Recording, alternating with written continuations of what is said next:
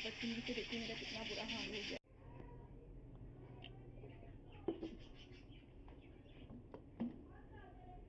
10 minute के लिए मैंने प्रेशर लगाया था।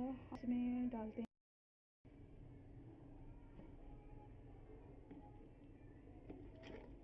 ये मैंने अभी इसमें और पानी ऐड कर दिया है। पहले मैंने 2 गिलास डाले थे, अब मैंने इसमें 2 और डाल दिए। ठीक है, अब इसको मिक्स करके हम दोबारा से प्रेशर लगा देते हैं। नमक हमने डाल दिया था इसमें, ये देखिए अब और इसको प्रेशर दोबारा से लगा देते हैं।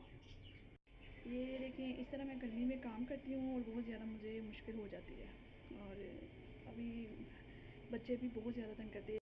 अब हम अंदर जाके देखते हैं कि अंदर कपड़े का क्या हालत किया है बच्चों। अभी यहाँ कार्टून देख रही है, माशा वाले कार्टून देख रही हो अभी यहाँ, ये देखें ज़रा।